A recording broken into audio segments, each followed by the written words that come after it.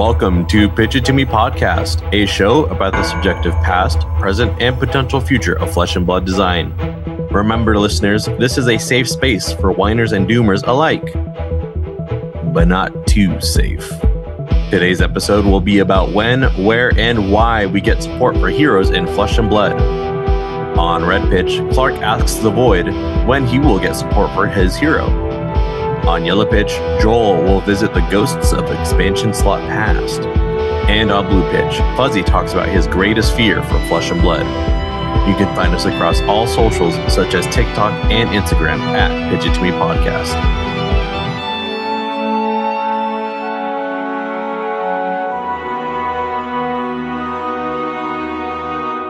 I'm Clark. I'm Joel. And I'm Fuzzy. So we've kind of made it a habit during spoiler season to take turn zero and talk about some of the most recent spoilers from the last time we recorded, which always ends up being just slightly out of date because they release something in between when we record and when we release the episode. And we're constantly in an anxious frenzy to get caught up.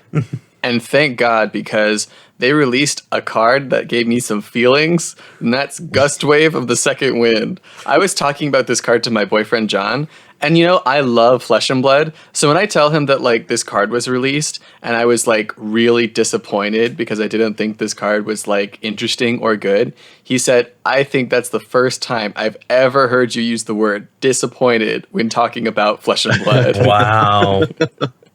This is the most negative I'm going to get in this episode that I took a very low point for Fuzzy's hype meter. Yeah.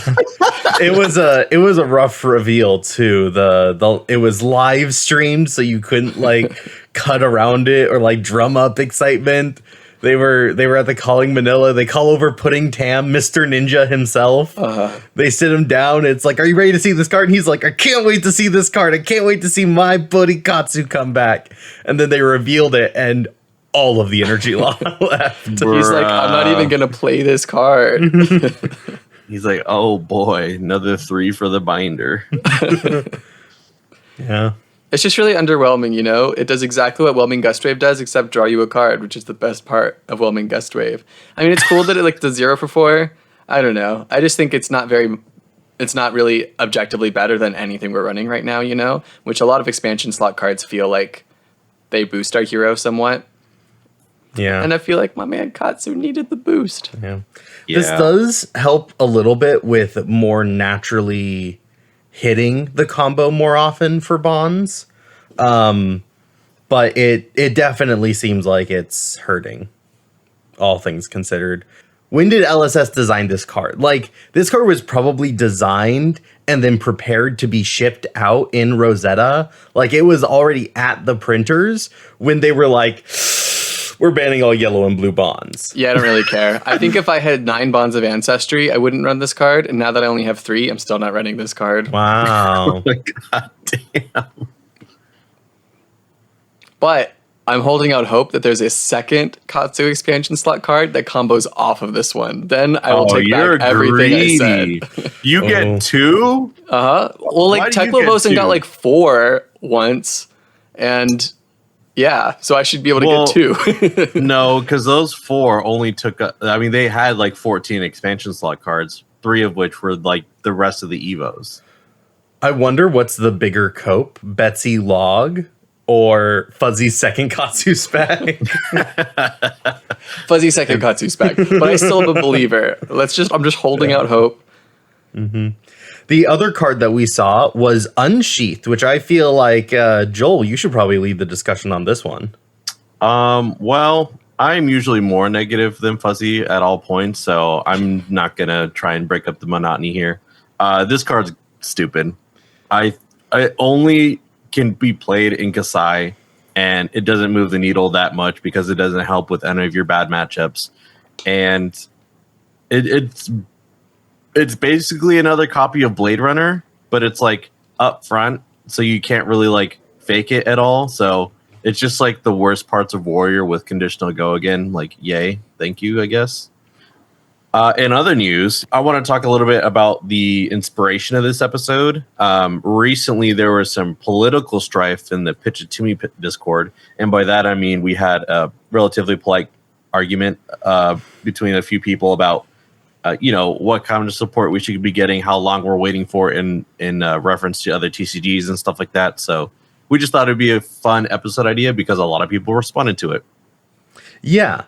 There's a lot of conversation that has generally been happening about like support and when heroes should get support and like who's been waiting forever to get a brand new card, right? Like these are things I think have popped up enough that like we should do an episode on it. Absolutely. I'm excited to get into it too. Yeah.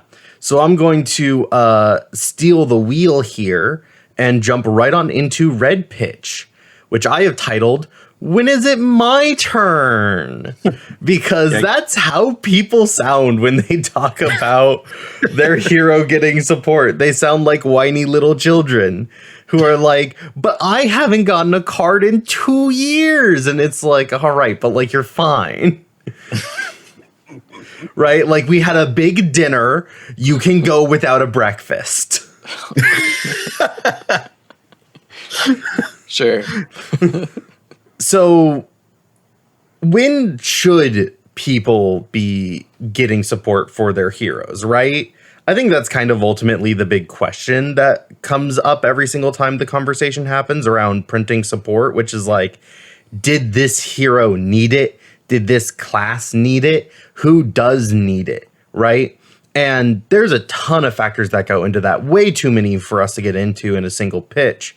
But I do want to note that there are some auxiliary factors that go into the conversation that a lot of the times I feel like we don't talk enough about. The first of which is hero support versus class support, because they are different kind of sorta, right? Mm-hmm. So I think a great example of this discussion is Fi.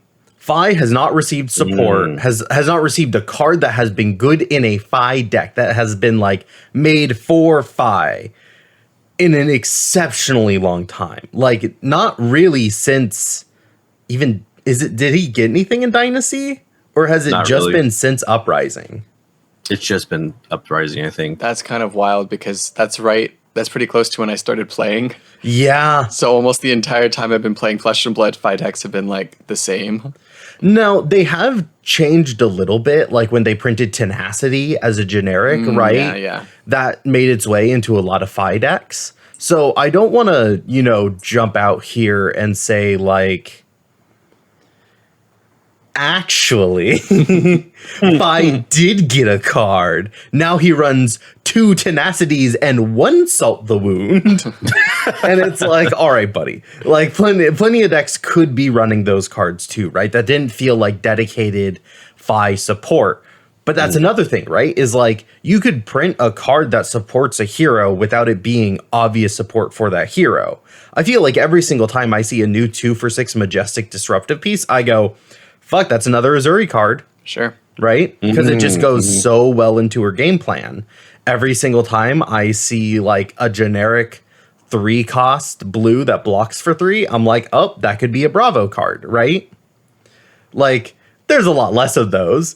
But the thing is that certain heroes sometimes are just looking for a very specific thing for their card to do. And so they could end up printing support for a hero without meaning to. Sure. Or they could print support for a hero very, very specifically. This would be like putting specialization on the card, right? It is specifically just for this one hero. Or they could put the class and talent at the bottom, right? You want a new Prism card, put like Illusionist at the bottom because only Prism is going to play that card. So it's like you're printing direct support for them. This is kind of what Fi has been missing, right? Fi has gotten new ninja cards. There is a Crouching Tiger ninja list out there. And in fact, very interestingly, I played against a local here, Moises, who was running Strides of Reprisal as a way of making a tiger for his turn for when he went extra wide. And he made sure that the tiger plus the Phoenix Flame from Fi gave him the 2/1 powered things to turn on the Shuko, which he put on the Tiger so that it would hit for an extra 1, so he could go 8 chain lengths wide and come in with that Salto wound for 1 extra damage. It was an interesting way. He applied the concept of what Zin is doing with that list in a Phi list. And it worked out very well, right? Because Strides of Reprisal is a Mystic Ninja card. Yeah. I think he was using Pouncing Paws. Okay. Which is the legs piece from the Round the Table. Yeah. Thank you, Joel. So, again, it's every single time a card that says Ninja at the bottom is printed, he could be using it. But, like, let's look at this Gust Wave of the Second Wind. Why is that a Katsu spec?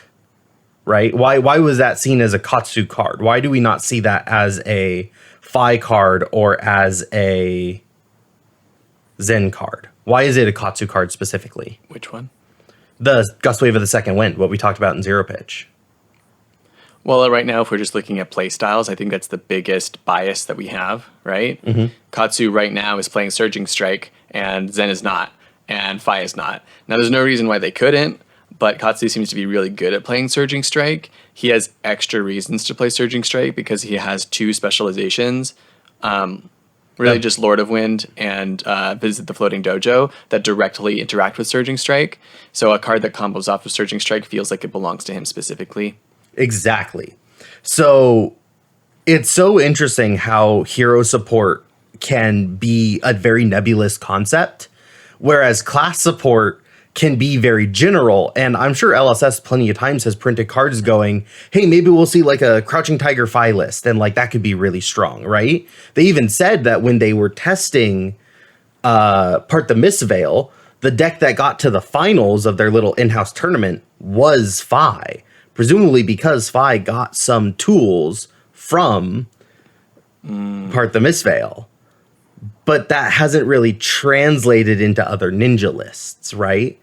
So just to clarify what we're talking about here, you're comparing the difference between when a hero technically gets support in the sense that their class has more cards versus when a hero specifically gets support, especially in the forms of like specializations. Yes. And I think that it is interpreted very differently by the community specifically, right? Absolutely. So often, like, they will print a new illusionist hero and that won't influence like Prism players, right? Enigma's general printings in Part the Mistveil did not influence Prism lists. Not really.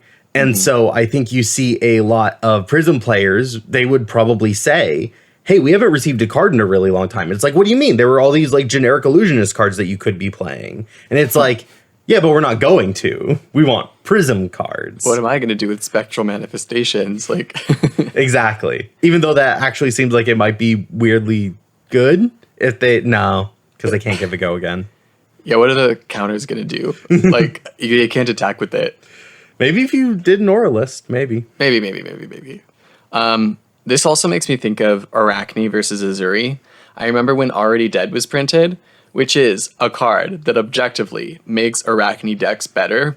After all, they can like run another popper a little bit more easily, like in their engine. They have another contract card that they get to play around with that banishes something new. It's at a new breakpoint, and it could fit very well with their daggers. Like, there's a lot of cool things that this card does that Arachne players haven't necessarily had direct access to before. But I remember a lot of local Arachne players saying that they were kind of bummed about this card because Azuri could use it better. Therefore, it wasn't really an Arachne card. Right. So, now, like, that case is a little bit special because I think Arachne especially feels a little bit like they're under the shadow of Azuri. So they wanted something to get out from that shadow specifically. But depending on what you're looking for the hero, like, that might be something you like, or you might be disappointed about it, even if it makes the hero like objectively better. Yeah. And this conversation leads very naturally into my next point, which is the difference between single card support versus booster support, right? So now I want to go to what Joel was talking about with the politics that was happening in the Discord. So in the Discord, we have our producer, Talon, who you guys know is the big Riptide guy. And he was saying, man, I think that the next set after Rosetta really is assuredly going to have Ranger in it. And all three of us, I think, or at least me and Joel definitely were like, what are you smoking? Thank you. Like, Ranger has been doing really well at the top of the meta, but also they've been getting consistent support throughout the year, right? They've had an expansion slot card every single set since they introduced it. So they've had one in Bright Lights, one in Heavy Hitters, one in Part the Mistveil, and one in Rosetta. They got the Azalea Armory deck, which gave them like a brand new suite of equipment and a brand new Majestic to play around. They've received plenty of support, but they haven't gotten any new commons. And in fact, Ranger is the class that has gone the longest right now without receiving a booster product, considering Rosetta coming out. Really? Yes. That's interesting. Yes. They are sitting at around 650 days of waiting since Outsiders came out. They have received no commons or rares in that time. And Wizard would be the next runner-up if not for the fact that they're getting support now with Rosetta. Yes. So you dropped a stat, and it might be distracting me a little bit. It's a very interesting stat. It is a very interesting statistic. So Talon very much had a point in that it has been a while since they got a booster product, since they were able to like draft a Ranger, since they got like new arrows and new pumps, which are interesting and maybe want them to like dramatically change their lists. It's been a while since they've gotten a new hero, but at the exact same time, it's like, yeah, but you're fine. You have been getting support in these single card ways. What do you guys think about the difference between these two sorts of printings and the benefits of both of them? Well, I think like first and foremost, the booster support is obviously the most impactful, because the crux of the argument that I was having against Talon, and I want to preface this by saying we like Talon. We're not like besmirching his name by talking about this. I'm just like kind of painting the picture a little bit. I mean, we are friends who show our love through polite argumentation. There's a reason he's our executive producer. You know? Yeah, true. And he also loves to argue, so you should feel free to argue with him whenever. Talon does love a good argument. I think still booster support is the strongest. That's why I like supplemental sets so much, because it allows you to get those commons and rares that are so crucial to like heroes and their card pools. And that's why I think like if you have a really good booster support, you don't need one for a while, because you can just live off these single cards of support. So what you're saying is like booster support is the foundation for a class's identity. And single cards like expansion slot cards can bolster that identity or tweak it, but you need that booster support to lay that foundation. And sometimes a foundation can be so good that it lasts a really long time. Is that what you're saying? Yeah, exactly. Well, I love that point, and I think I agree with it 100%. Mm-hmm. I also want to ask you guys, how well have these expansion slot cards done at helping classes feel like they've gotten support? That is a very wide question. It is. But I guess the point I'm trying to make here is like, ultimately, why does LSS print cards for a hero or for a class even? Like when they are looking at their 2, 3, 4-year plan and they're setting out which sets do they want to see certain heroes in at certain times or certain classes in at certain times, why do you think they make those decisions? I mean, like, obviously one of them is going to be because we have a design we like. Sure. Like they're excited to print something just because it's a cool hero or concept. Yeah. And probably also semi-obviously to make money. Yeah, to make money. Which is why we see an illusionist every 6 months. Except we don't actually. So how well do these expansion slot cards do at helping classes and heroes feel maybe held over, right? Like I feel like every single time a class gets support, the timer resets, right? Like the egg timer goes off and sting, and everyone's all excited and happy. And then they crank it back up. And then it just starts ticking and ticking and ticking.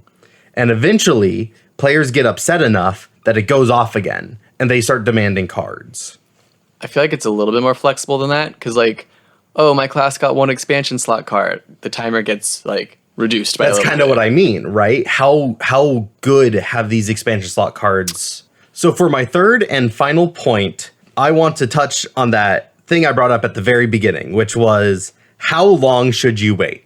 Because I feel like every single time that new cards are printed, there's like an egg timer, and the players go and they crank it up and they crank it up, and then it just starts ticking and ticking. And the lower it gets, the closer it starts getting to zero. They're like, oh, wow, hey, LSS, this egg timer is about to go off. And it's like, oh, they're releasing the next set. We're getting close to zero. Is it going to be our turn? It's not. They turn it down a little bit more. They push it closer to zero. They start complaining more and more and more. When that egg timer goes off, I feel like that's a failure for LSS. And LSS doesn't want that to happen, right?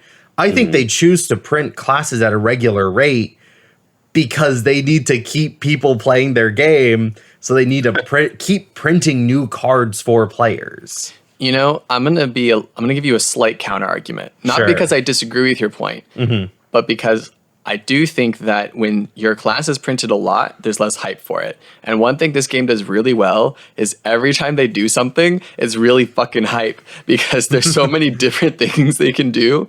Like they're printing a Wizard Runeblade set, and like we haven't seen Wizard or Runeblade in a while, or Earth or Lightning. And so it's really hype because those things feel a little bit overdue. They're able to ride that hype wave because every time they print something, it ends up being a little bit overdue. There's like this little sweet spot, right? Where like the community starts demanding it right around the time that LSS has planned to deliver it. Yeah. And that's where they want it to be. But I think the egg timer can certainly end up going off essentially with LSS not having anything planned for them. I think, for example, this is happening with like Fi players, bringing up the earlier point of how Fi has gone forever without having a new card.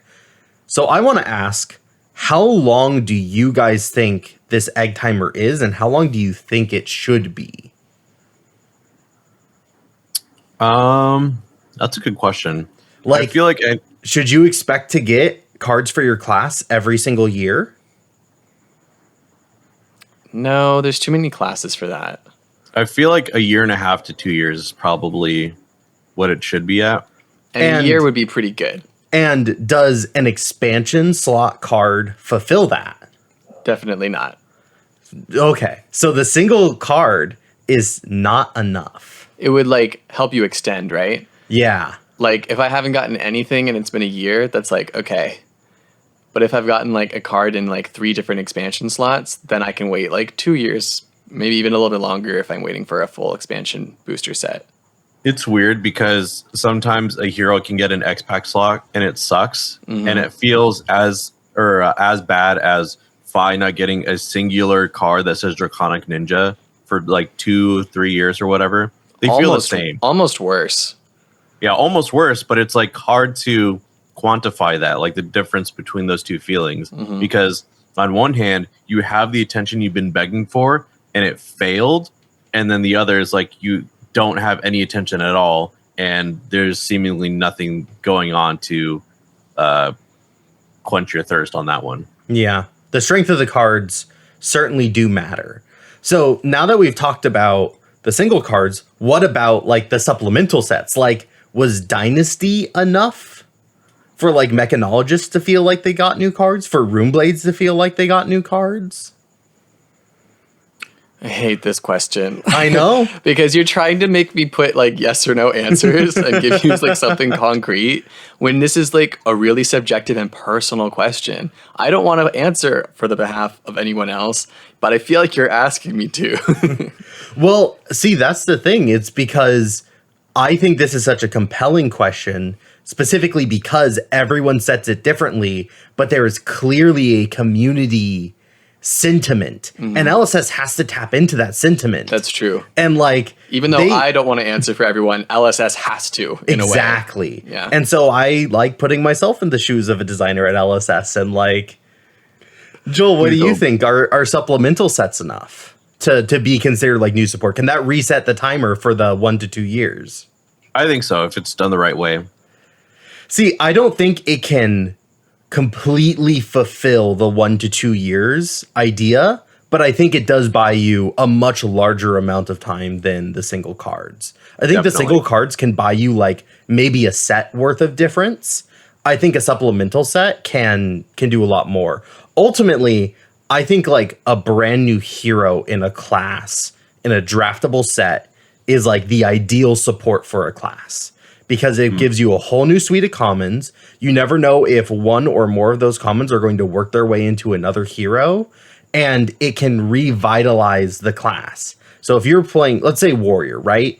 Kasai was actually able to get Living Legend points in the meta where she was released. So even though Bolton and Dory didn't exactly get a ton of cards from that set that like really did a lot for them, right? Like how many heavy hitter cards were really run in like the Hatchet Dory lists? Oh, a lot. Really? Yeah, like Taken on the Chin, Blade, fucking, what is it called? Flurry? Yeah. Surely there's more. Sure. I just can't remember them. Yeah. The equipment.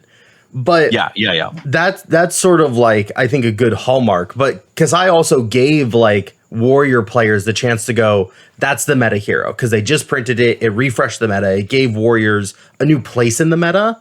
And it let them focus on that. And I think all of that's like peak support for a class. 100%. Not necessarily peak support for a hero, but it's certainly peak support for a class. Mm-hmm. And that's it. That's all I have for you guys in this pitch. Because like Fuzzy was saying, there is no right answer. I'm not going to end it with like a hard 421 days. Like there's no specificness to it. But I think being able to say single class cards are good. They can help provide, I think, better hero support than general class support. And they can help delay how long it takes to get a printing for their new hero out. But ultimately, I think you need supplemental sets and draftable sets to really help players and the player base feel like they are getting the cards that they are deserved. Agreed. Cool. Is it time for Yellow Pitch? I think it's time for Yellow Pitch. So for Yellow Pitch today, I wanted to talk about I have my notes, intersection between performance and support. Sounds wow. like a fucking nerd. Sounds like you're about to like break open a PowerPoint, talk about synergy. I know. Well, I'm sorry I couldn't make it clever enough for you, Joel. Please, Joel, tell me about the intersection between performance and support. Hey, I don't sound like that. So I wanted to talk about the reasons why LSS might choose to dish out some support or hold back on it, or just talk about some examples of where they did put out some support for heroes. And first, I will just start off by saying it doesn't seem like, and first I'll talk about ways that LSS doesn't seem like it's using the LL leaderboard as the framework for printing support. So first we'll talk about Dromai. She was doing really well by the time she got Tome of Imperial Flame. I believe she was playing in a meta with Lexi being at the top, Guardians being at the top, and basically every Mirror or Guardian matchup going to time because it was just so slow. And it was a lot of like macros and pitch stacking and stuff like that. And then, even though she was getting Living Legend points, they decided to give her Tome of Imperial Flame, which what I have heard from Dromai players basically flattened the skill cap needed for this hero. You didn't need to really pitch stack anymore. You didn't need to manage your Ash as well, and it added no blocks, so there's a little bit more consistency there, and it added a really, really toxic mirror match scenario as well. Mm-hmm. And it begs the question: why did LSS think Dromai needed this if she was already performing well? Like, was this maybe printed before Dromai was doing well? Was it supposed to be for all Draconic heroes, but only she could use it with her current kit? Like, it's something that perplexes me as much as it did Dromai players. Yeah, it was odd because Dromai was doing fine in the meta, and then here was a card that very clearly increased her power, right? Mm-hmm. So it was like, why did she get support when she was strong. But like we've said with Phi, it had been a long time since they had actually printed cards with Draconic on them. So they were kind of due for a new card, and it was very needed. Tome of Imperial Flame is like essentially a requirement now in the Emperor. So it's not like there weren't clear use cases for the tome, but very obviously, I don't think they looked at the Living Legend leaderboard, saw Dromai at the top, and then went, well, now we can't print anything that Dromai could use, right? Right. They were fine printing cards that Dromai could use and could use well, even though she was strong. Yeah, to kind of build on to that point, they kept printing specifically Dromai support even after Dromai Living Legend with those specific dragon-specific Ash cards, right? Yeah, the Dust From series. I think it's more likely that we touched on this a little bit briefly in Red Pitch, but LSS might just like designing cards, and Tome of Imperial Flame was a fun card to design, and they felt like it had a really cool spot in the game. Maybe they couldn't predict like exactly how it would play out matchup-wise or what it would do to the hero, but I think it is a cool, unique card, and it's an interesting design, and maybe that's why LSS wanted to print it, you know? And I'm sure they thought about balance, you know, but seeing how it like can help the Emperor and Dromai is a cool intersection in desigin. Maybe they didn't think it could help Dromai. Yeah, maybe they never saw Dromai sacrificing their head slot. That is true. Although I think when they saw like how much Dromai players were struggling in the early game to build gold, to build Ash, they would be equipping Crown of Dominion anyways to crack that gold for an extra Ash, or they have like Seeker's Mitts or I can't remember the leg piece. I think it's Time Skippers. Sometimes they do that just to get Ash on turn 0. Time Skippers is wild. Oh yeah, they were cooking. So it was like actually decent support for Dromai, because there were turns where I can just play this card, I can filter my hand a little bit and still pitch stack and get some more Ash generation going, and it basically turns your reds into blues, which is something that she also struggled with. She couldn't really pay for multiple cards per turn. But in a similar way, they don't also always look at the bottom of the leaderboard and then go, we have to print support for those heroes. Right. Notably looking at the Partha Mistveil expansion slot card, where Betsy and Olympia were struggling as these like secondary unfinished heroes from the heavy hitters meta, but they gave support to Victor instead of Betsy in the expansion slot. Yeah, that was strange. Our golden boy. Yeah. It's white privilege. Because he was already pretty good. But yeah, that was very odd, right? You don't look at how Betsy is clearly struggling in the meta and like give her a card. And we've had some colorful discussion about the unfinished heroes in the hero pool right now. Yeah, so those are some pretty blatant examples about how heroes that were already good getting even better, and it's a little frustrating, but sometimes like it's not for us to know, and it's for us to like kind of adapt as players. I for one personally find the Dromai Ashes to be strange, but when I learned that they were basically just giving Ash based on the like area that the set is in, like Arya's probably going to get I think it's Uvia or whoever's in Tails, like each of the dragons hail from a certain land. Anyways, I think it's time to move on to support that really adds a genuine big boost, and it's going to heroes that like really need it. And I think the most recent examples would be the Riptide and the Bolton Armory deck. Yeah. So this is when they look at those struggling heroes and they are like, you get support. And then they give them cards like some weird fucked up Santa Claus. Now, when you look at the Armory decks, you look at the Azalea card list, and a lot of it's going to be useful for Azalea. But I think that most people that were excited, I think the people that were most excited about this upcoming set of support were the Riptide players, because all of it's the aim counter stuff that we've been missing from. Basically, I think it was Dynasty that the aim counter stuff started popping up, or maybe Everfest. It was Dynasty was when we first saw aim counters, with Sand Scour, Great Bow, Immobilizing Shot, and Barbed Castaway. Or Barbed Undertow? The 1 for 5. That with the counter on hit, stop them from pitching a color. I think that's Outsiders. Immobilizing Shot was definitely Dynasty, though. Yeah, you got that one. Barbed Undertow was 100% Outsiders, but that's okay. And on the other hand, I think Bolton has really been struggling with the amount of, like, he's probably the hero with the most amount of support and still has yet to move the needle in any shape or form. Like, Dynasty, I think Dustildon, I think was probably the largest amount of support since Monarch, and basically none of it helped him. But with his Armory deck, he gets some new equipment that helps him charge and eases him into this like mid-range gameplay, as well as a really amazing new defense reaction that can help with all of his matchups. So there's definitely some really good examples of when LSS has delivered on their promises of making heroes better. I think Riptide has been at the center of our discussion about releasing unfinished heroes with unfinished archetypes, and they're like really buffing him to a level where he's actually a contender in the meta.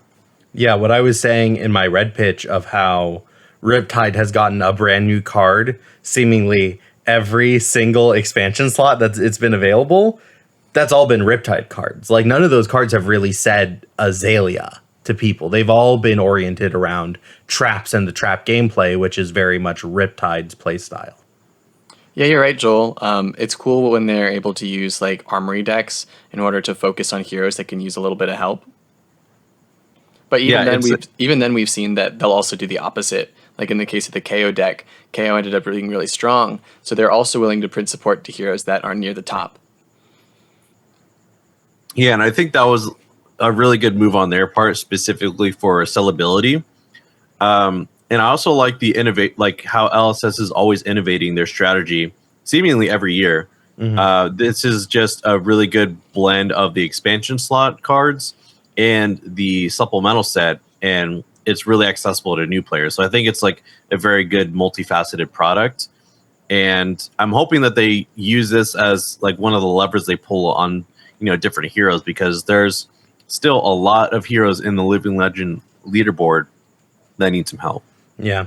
But ultimately, both of these methods of support that we've talked about, they're like the single card sorts of support, right? Mm-hmm. Whereas I think when we've talked about like Betsy, for example, we've been saying that like the wager cards just need to be better. Like all the wage cards being 2 blocks are really hampering the ability for, I think, did that come up over audio?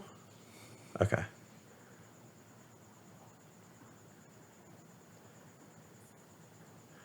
The wager cards just need to like be reprinted, but with like 3 blocks at the bottom of them, right? We've been saying like how these heroes need more than just like one majestic to suddenly get good. Like that's not going to move the needle on these heroes. They need a full set. They need a lot more. Something like a supplemental set oriented around the wager strategy to really see them step up and become stronger heroes that can actually start competing at tournaments. Or this new mastery pack that they're advertising where it's all Guardian 100%, baby. Yeah, and like one of those archetypes might be like a Betsy wager archetype, but I would also just as likely see a return to Crush in there, right? Yeah. Yeah, I'm really excited about the mastery pack as well. It's going to be a really good litmus test for this product for LSS in general and what we can expect to see, because I think they spoiled another one in announcing the Guardian mastery pack, right? Or am I misremembering? No, we only know about the Guardian one, and for the whole year they dedicated like a row of their releases to the mastery pack, but only the Guardian one showed up on that timeline. Gotcha. Well, we'll see in time if it actually helps Guardian and if they decide to do more of it. But now I want to talk about the times where support has just missed the mark, where it's just like either it's an unfinished idea or just a poorly executed one. Fuzzy, you already talked about it a little bit, but this is your window to talk about it a bit more if you want. Gust Wave of the Second Wind. Yeah, screw this card. Maybe if I'm talking about it here, we can actually cut it from turn 0. Maybe. Because turn 0, I think, went a little bit long. Yeah. Yeah, this Gust Wave of the Second Wind, I'm disappointed. This card ceiling is very low, but its floor is also pretty high, and it's just not something we kind of need for Ninja right now. I think like it's very close to Flusterfist, but it's actually like a little bit more niche than Flusterfist, because right now like a 0 for block 3 is very playable in Katsu, especially with a combo keyword, but Flusterfist can be played in blue, so it like works a little bit nicely with Bonds of Ancestry. This card also kind of works really well with Bonds of Ancestry, but it can't be grabbed with Mask of the Pouncing links. So like I can see where like this card can help, and by printing more cards, it might make it easier for newer players to get engaged with the game. Like maybe like someone gets really excited because they pull this in their pre-release and they're like, I think I should play Katsu because this idea is really intriguing. And you're like, go for it, kid. Eventually, you'll probably cut that card, but it's okay if it gets you excited about the hero. I just don't think I'll be playing it, and I was like a fervent Katsu main for a while. Yeah. And how did that make you feel? Because I think Katsu, as a Katsu player, Katsu has been in a really interesting spot recently because Katsu got a bunch of new ninja cards, in part the Mistveil, and then now Katsu is also getting this card. So you could argue that Katsu has been getting a lot of support, but have you felt that as a player? Not exactly. It happens to be that I definitely personally switched to Zen, like pretty soon after the set was released. So I've just been exploring Zen, and I think it's much more fun to play Crouching Tiger stuff in Zen, which is what all the part of the Mistveil stuff is. I don't think that this card gives me a lot of inspiration to go back to Katsu necessarily. So I don't feel like this is very inspiring as a Katsu player, which is what I would look for in an expansion slot card. It's been a while since we've had cards that like really refreshed Katsu. You could say that one generic Majestic from Part the Mistveil did that better than this card does, the Prismatic Leyline. But it definitely feels like Katsu's at a little bit worse place in the meta. He was never really at the top of the meta. He was just like a really nice like B tier for a while. So it feels like Katsu could really use a refresh. But I also know I'm not one of the only heroes that needs it. So, but like, are you as someone who like has at least identified as a Katsu player saying you want more cards for Katsu? A little bit, especially when they banned like some of my power cards, like the Bonds of Ancestry ban. It kind of is like, well, we weren't. It was like the Bullseye Bracers thing with Lexi, right? Like the top of the meta just lost a piece. It's hurting the other members of that class. It feels like we need something to come back, you know? Yeah. And, Joel, if you don't mind, I kind of want to jump in here and say how I felt on Dynasty getting support as a Runeblade player. Because back then, I was kind of only a Runeblade player. And yeah, I'd love to hear your take on this. Yeah. So when we got the new cards then, one, it had actually been a hot minute since they had printed Runeblade cards. We just had Everfest not too long ago, where Everfest gave us a lot of very strong Majestics. So like, but I had come in after that, and I had been playing for a while, and I was excited to see the new Runeblade cards. And then I saw this new strategy around like pitching non-attack and attack action cards. And all of the cards that I saw just looked so bad and counter to what Viserai and Briar were actually trying to do, which was this aggro rushdown style. I'm not looking to pitch 2 cards on my turn. I'm looking to pitch 1 card on my turn and play 3 to 4 cards on my turn. Especially pitching 2 for the same card. Exactly. Pitching 2 for the same card actually makes it so much harder, because it's not like you can pitch 2 blues and then increase the resource curve of your deck. So you're like having to pitch away the red card that you want to play to keep tempo. And ultimately the effects that we were getting wasn't actually all that strong. We were pitching an extra card, typically leaving us with extra resources to get maybe 2 extra value. And the big majestic centerpiece of this was Cryptic Crossing, which costs 3, which was awkward to pitch 2 cards for, right? If it cost 4, it would have been very clean. We would have been like, oh, I have to pitch 2 cards into this. Wait, Right. would this be really good now because you can play like Redline Viscerae? Because back then it was like ice was in the meta. So if you pitched if you built your That was resource the curve, whole reason why people ran these cards, was because Frostbite would increase the cost of them to actually make them more viable to play. that's really interesting. But at the exact same time, I hated it into every other matchup.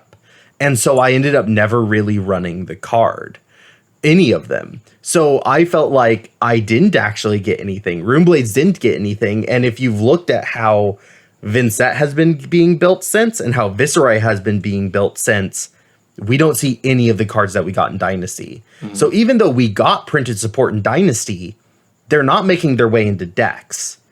And so it felt like we never got those cards in the first place. That was well said. I think you guys really covered why it felt so bad to get support, and it was just really even hard to call it a side grade. And so I won't go into some of my examples because I usually talk about Levy and Bolton quite a bit, so you probably know how I feel about those guys. Yeah. If you want to hear Joel talk more about how Levy and Bolton support missed the mark, might I introduce you to a show called Pitch It To Me Podcast? Listen to most of our episodes. Yeah, it's the first 52 episodes will tell you how I'm feeling about right now. But with that being said, I think I want to go to the blue pitch and hear what Fuzzy has to say. What do you got? Awesome. So this is going to be the black sheep of the podcast because I'm talking about something a little bit different than what Joel and Clark were talking about with their pitches. I want to talk about power creep in the game and how with no rotation system, the card pool will eventually get larger and larger. And there's a particular type of card that I think has a really big impact on the game, and that's Majestics. And how over time, more and more Majestics will have a larger impact on the game than other cards. That's my thesis. You guys ready? So, wait, Fuzzy, hold on. Can you sum this up in 2 words? What are you talking about? I'm talking about Majestic Soup. That over time, when you have more options available to you, some of them are majestic, some of them are common, some of them are rare. If I only need 60 cards and there's 100 Majestics in the game for me to choose from, why wouldn't I pick 60 Majestics? And just fill my deck with as many Majestics as possible because those cards tend to be better. Make sense? Very much so. And I want to talk about how this could have some positive and some negative aspects on the game overall. So let me ask you guys this. Would you agree with the premise that decks only get stronger over time in this game? No. No? No. What is causing decks to get weaker then? The printing of other heroes who specifically edge out those decks. So I think the Gust Wave card is a good example of this. It made Katsu stronger. Because he has more options available to him, but that right? didn't do enough. I think I want to be more specific about my definition of stronger, because you're totally right that other decks in the meta can cause my hero to be less viable. But as far as what a deck is capable of doing, what Bravo right now is capable of doing, I would say the deck hasn't actually gotten any weaker. So there's a difference between viability and strength. Does that sound like an important distinction? Yes. And Definitely. as more cards are printed, especially Majestic cards, but really anything in general, what my deck is capable of doing can only increase. Would you agree with that distinction? Yeah. Yeah. Okay, sweet. Because that's a very important point where I'm trying to go. We need to accept that. If we don't accept that, all of Fuzzy's notes, Fuzzy has a page of notes on this. It all goes to shit. So as decks in general get stronger, that would be what we refer to as power creep. And the game doesn't have very many defenses against power creep.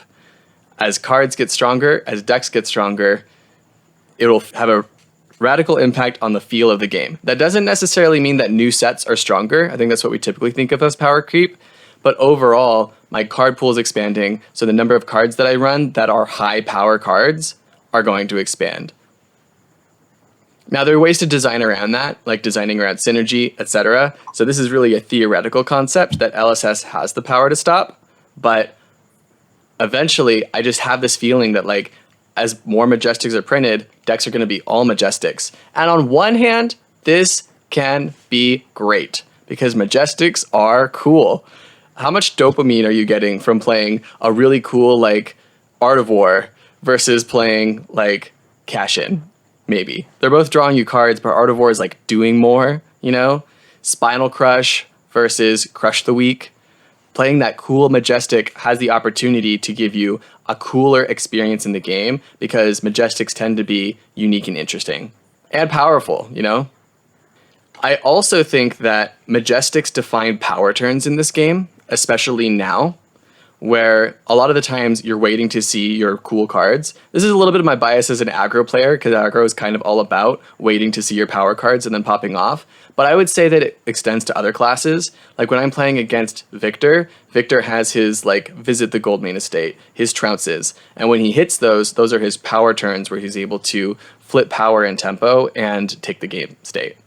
And when your deck is all powerful cards, you're going to have fewer off turns, which has a dramatic impact on the pacing of the game.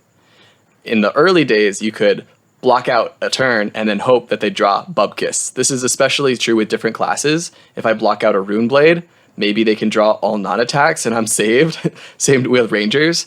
But with more flexible cards, more powerful cards, it becomes a lot harder to do that. Do you think you would rather play in a game where there are fewer off turns in general? Ooh. That's what I was really asking. Like when I was, like, writing it, that was the question I was asking. Would I want more or less off turn? God damn, it's such a good question. I think I would want less because I like having the extra mini games when you play a hero. That's what gets me into a hero. Like Levia has a lot of mini games about how can I do this exact same thing again next turn or maybe a turn after that and still be juggling all the shit like Blood Debt and things like that. I love that Levia answer. If I could play Levia without off turns. Well, that's how I started, man. I wasn't playing around with fucking demi heroes and shit like that. Yeah. Mm-hmm. You know, I think I'm also going to agree with Joel, but I'm going to agree for a different reason, which is that it feels horrible to block with your strong cards. I've been having some games recently where I'm playing against New, and New just throws Disruption every single turn. Mm-hmm. And some hands, you know, I don't mind that because, like, it's an offhand, right? And then other hands, it's like, oh my God, this is my strong hand. It just had to line up. And if I had that feeling every single turn of like, God, am I really going to block with the red Majestic that wins me the game? Wait a minute. My whole deck is red Majestics that win me the game. I don't want to block with any of these. I don't think that's exactly a game that is fun to play because, yeah, I think it actually just doesn't promote any blocking, any of the back and forth in Flesh and Blood. And that leads into my next point. When you imagine all of your cards, if you imagine a power crept scenario where the average card has a higher value now than it does, that affects blocking the most. If right now we imagine a card has 3 points of value, but Majestics, let's be honest, probably have more. Like, how much value are you getting out of a Blood Rush Bellow? Probably more than 3. That's why you don't want to block with it, right? It gives you more points when you play it. And when I look at my Zen hands, all of my cards are hopefully at least 4 damage, so I don't want to block with any of those cards. So when that becomes the norm, then blocking in general gets worse. Unless they start printing like 3.5 for these block values, or they start printing action cards that just block for 4. Can you imagine that? It sounds crazy, right? Like action cards that block for 4. Well, I would say that Rune Blades, we've already seen this with a lot of our Majestics being 3 blocks and our commons and rares being 2 blocks. Where the Majestics have a higher block value than the other cards? Yeah. Sure. But yeah, it feels like that pattern of design has been going away with time, except for Rune Blades. They still have a shit ton of 2 blocks in every deck, and now no blocks. Yeah. Now, I also believe that this Majestic Soup scenario that we're talking about is already becoming our reality. And the hero that I think exemplifies this the most is New, especially like assassins in general. Like, New has a bunch of Majestics that were just printed in this set. All the old cool Majestics like Codex of Frailty, she's literally using Majestics to recur her Majestics and then throw the Majestics at you, and you're getting hit by power card after power card. And I'm realizing that like my game plan cannot be wait for an off turn against New, because I think those off turns are very rare because of the density of really powerful cards in New's deck. Yeah. Now that is odd because New is one of the main mechanics of all the Mystic heroes are built around commons and the chi. Mm-hmm. But a lot of the times they feel strong enough that the chi is kind of feels like a Majestic anyway. It's like the chi always lets you use your headpiece, which lets you banish a card from hand. That's legendary. So it's like, well, if I take a common and a legendary and I find the middle ground, that's like just below a Majestic. So if those were literally Majestics, it would agree more with the point I'm trying to make, because I'm also trying to talk about how expensive the game is getting, is where I'm leading next. And I would also say New only runs 4 or 5 chi cards. She runs, I think, significantly fewer than some of the other Mystic heroes. She's really leaning more on those like heavy power card Majestics that are able to cheat rates. Another offender of this, I feel like Viscerai has felt horrible to build because they've been giving Viscerai support actually fairly consistently. And even when I'm talking about like these sets where I'm not very happy with the support that he's gotten and like a lot of his cards aren't making it in, they do give us like a blue non-block Majestic, or sorry, a blue Majestic that can block 3, a non-attack action card. And you're like, well, I'll take the blue block 3 that like is on strategy. You can't see it, audience. I did air quotes. And at the exact same time, my red slot becomes this thing where I need to make room for my role player commons and rares. So I actually have less red slots for my Majestics, but I want to run all of my Majestics because they're what I actually need to compete with the other heroes right now. We have a couple examples already of heroes that are running very high densities of Majestics, and this leads to the game in general being more expensive. Majestics tend to be pricier than commons and rares. It kind of used to be that you could just buy Command and Conquers and Fyendal Spring Tunic and kind of be set, because so much of the game was commons and rares. But the more sets that are printed, the less reasonable this becomes. The more of those like pricier Majestics you're going to need to make your deck work. Yeah. We looked at the deck that just won the Pro Tour, and it was very heavily like mostly Majestic cards. And I think the other, like... I do want to note here in these past 2 examples, you've mentioned Assassin twice, and I think Assassin is specifically a new class that is struggling because they have a smaller card pool, because they've only been printed in 2 draftable sets so far, which is the lowest out of any other class.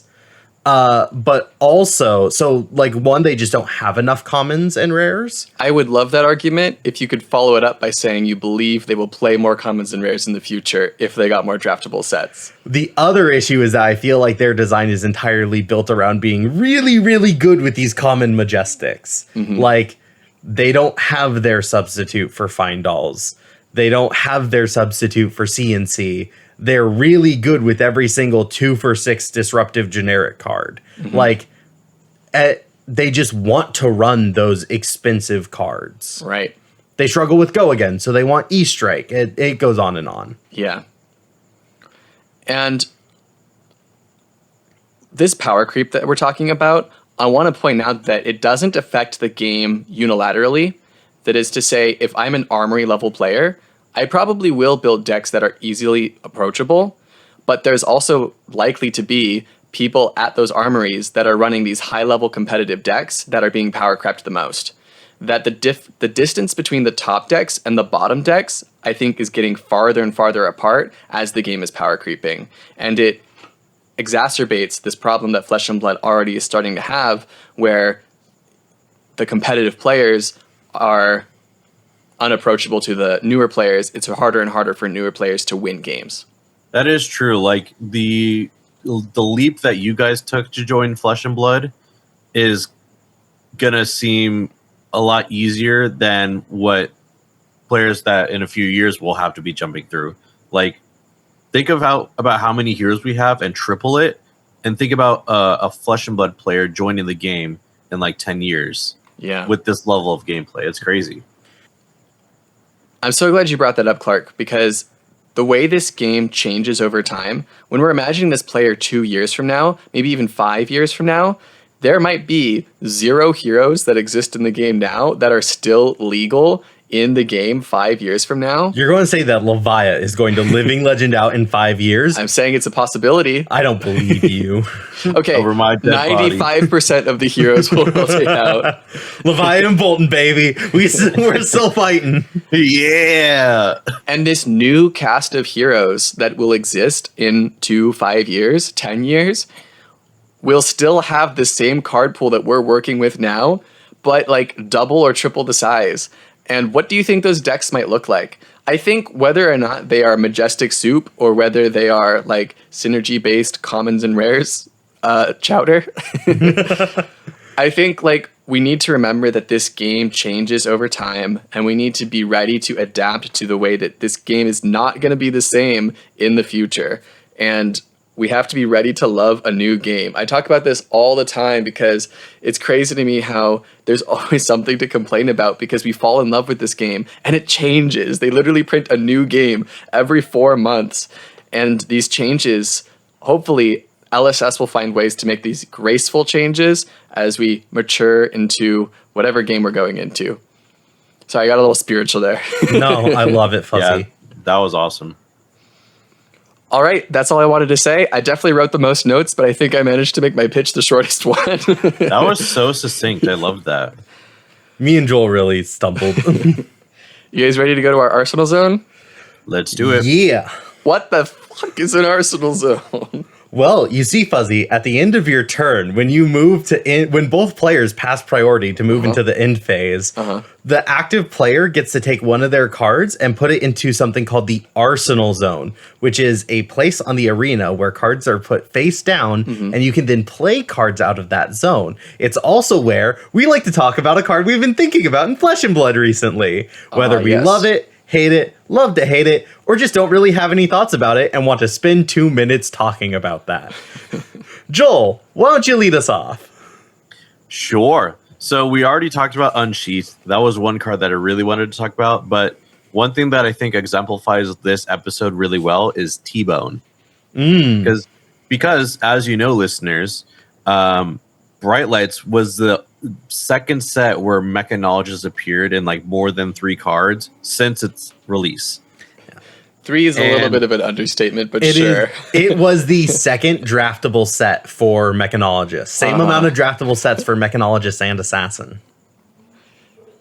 Yeah, so that means it's like a low amount of cards is what I'm saying. They've had the smallest card pool before. Yes. And the reason why I like T-Bone is because even though it was one card, it was like an auto include. Like it felt so natural to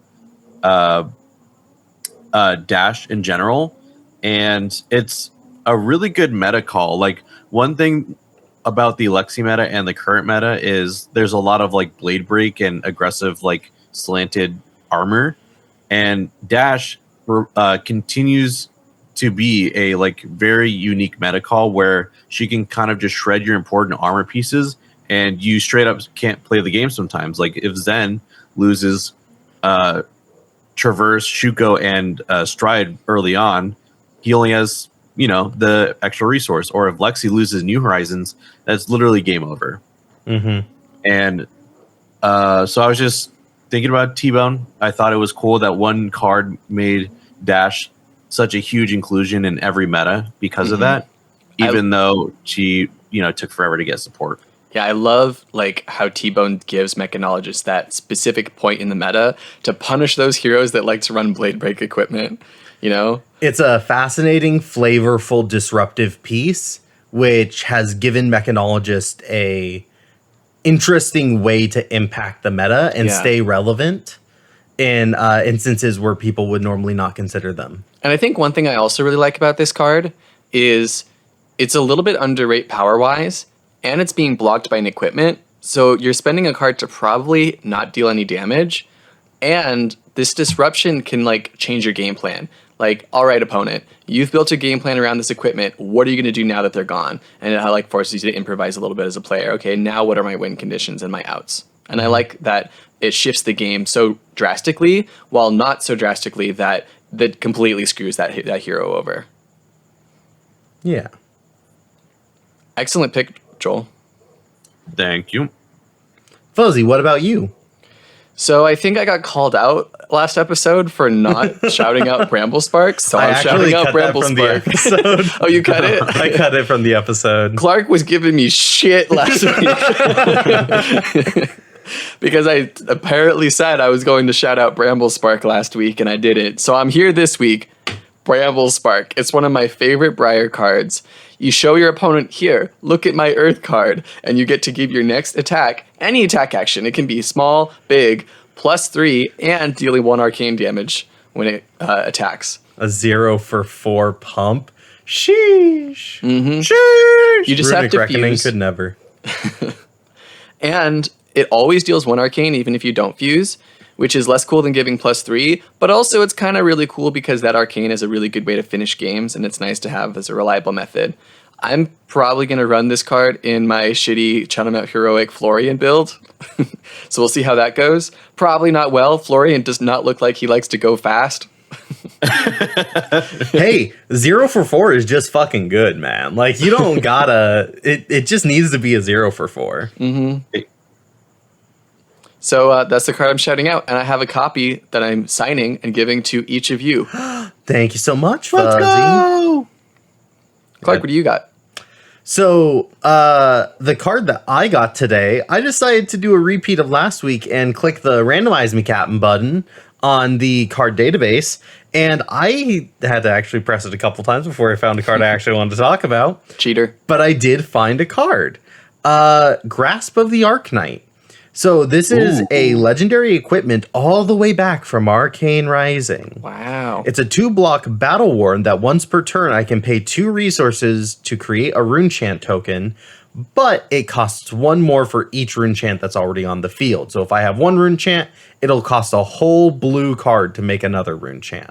Now, and it has Go Again, which is cool. So I like Grasp of the Arknight because... 1, it has some really fascinating little play lines that you can end up doing. Like in late game situations, this could be a 1 card 4 damage, creating our own little like Runeblade Titan's Fist with Reaping Blade, where we pitch to this and make a rune chant and then spend the floating resource to attack with Reaping Blade. That's so funny. And that's 1 arcane 3 physical. It's like better than a Titan's Fist because it's split damage. But at the exact same, and it's just kind of like this generically good arms piece that has never really been bad. But I think it's going to be really interesting to see how this fits into Florian's play style. How this and how maybe even fits into Aurora's play style, because so far this has been an auto include for rune blades. And it's going to be fascinating to see if they create equipment that is intending to contest with Grasp of the Arknight, or there's a play pattern that can incorporate this very awkward ability. Because the moment that you have a rune chant, this card, it's really underrate the ability. Yeah. But if you don't have one and you really need one, it's actually a very efficient way to create a rune chant, which with the cost reduction on a lot of Runeblade cards could actually end up giving you 2 value for 2 resources. I love this card, and I love that discovery moment when you first start playing with it. Like, as a newer player, I'm like, 2 resources for 1 rune chant? That doesn't sound very good. And then you start playing with it and you're like, oh no, this is really nice. Because sometimes you just need to spend your resources on something, and being able to get a rune chant is like never bad. It's so like reliable. And then it blocks for 3, which used to be really fucking good. It still is really fucking good. Yeah. Like, I would say that it's going, like, one of the reasons why I'm really interested to see if Aurora runs it is because, like, having 3 extra block in Aurora could be a massive fucking deal for that hero. We're seeing Big Zen time. as an aggro deck, just being able to block for 2 with his equipment feels huge compared to other ninjas. Yeah, and, like, Brian Go has said that if he could go back and change anything about Traverse, he'd go from making it a 2-block to a 1-block, right? Like, that extra point of value can make a world of difference to heroes. Awesome. Fun card. Yeah. Well, Cool. Go for it, Joel. Yep. Well, cool. I think that sums everything up really well. I think it's time to end the episode. What about you guys? No, let's keep podcasting for another hour. Yeah. Let's do a whole other run of Arsenal Zone cards. I felt like these were weak. I think we need to do a whole nother 3 cards. Fuzzy, go inside. Go get your binder. Go pull out 2 more cards. Okay, you guys don't get signed ones when we do double Arsenal Zone. That's the new rule. I'm already not getting a signed Grasp of the Arknight. You can at least get me another fucking common. All right, I'll find a common for you, Joel. Do I have to talk about it too? All right. All right, everyone. Thanks for listening to our podcast. We'll see you next week. Bye. So long. Bye. Farewell.